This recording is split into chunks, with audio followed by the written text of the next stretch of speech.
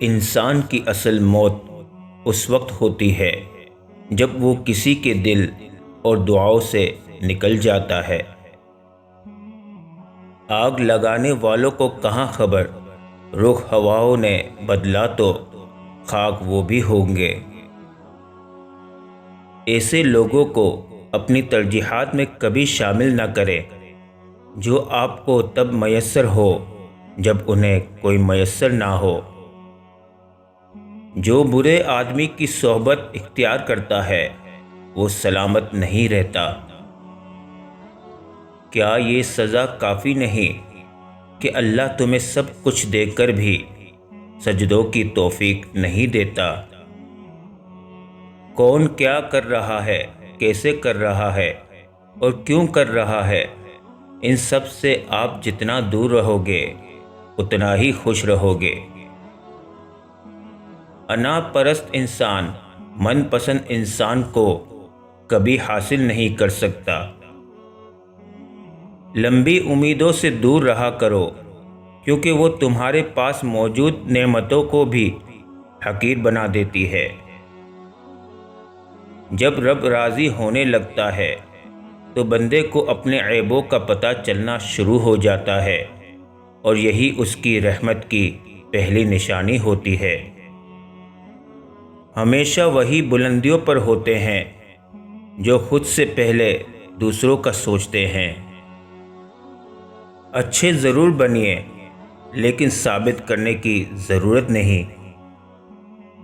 بعض مرتبہ آنکھوں دیکھا بھی غلط ہوتا ہے، لہٰذا کسی کے بارے میں رائے قائم کرنے سے پہلے اچھی طرح چھان بین کر لیں، کہیں ایسا نہ ہو کہ بعد میں آپ کی سوچ آپ کو شرمندگی سے دوچار کرے۔ کسی کو پسندیدہ بنا لینا اعلیٰ ظرفی ہے اور کسی کا پسندیدہ بن جانا خوش قسمتی ہے۔ خوش قسمت اگر تکبر نہ کرے تو سونا ہے اور اعلیٰ ظرف اگر منافق نہ ہو تو ہیرا ہے۔ اپنوں کی غلطیاں بھی اپنی ہی ہوتی ہیں، مل جل کر سدھار لینی چاہیے۔ انا اور تکبر دستار باندھ کر دوسروں کے جھکنے کا انتظار نہیں کرنا چاہیے، یہی رشتوں کی بقا کا راز ہے۔ کسی کا آپ پر اعتبار کرنا آپ سے محبت کرنے سے زیادہ قابل تعریف ہے۔ چاہے ایک پل کے لیے ہی صحیح، لیکن کسی اور کے چہرے کی مسکراہٹ بنو۔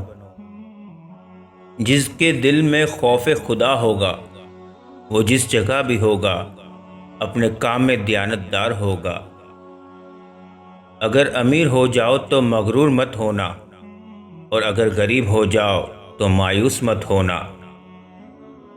خاندانی بندے کو پریشانی کے وقت میں پلایا جانے والا پانی کا گلاس بھی یاد رہتا ہے، جبکہ کم نسل لوگوں کو دیا ہوا خون بھی یاد نہیں رہتا۔ غم کو بھی اسی طرح قبول کرو جس طرح خوشی کو کرتے ہو، کیونکہ دونوں ایک ہی مصنف کی لکھی ہوئی ہیں۔ کسی کے بارے میں غلط گمان نہ کریں کیونکہ آپ اس کی زندگی کی الجھنوں سے واقف نہیں ہیں۔ تجھے تیری اوقات کا اس دن پتہ چلے گا، اے انسان، جب لوگ تجھ پہ مٹی ڈال کر ہاتھ بھی تجھ پر ہی جھاڑیں گے۔ سب سے پہلے دعا، دعا کے بعد صبر، صبر کے بعد یقین، پھر آپ کا سفر بہترین۔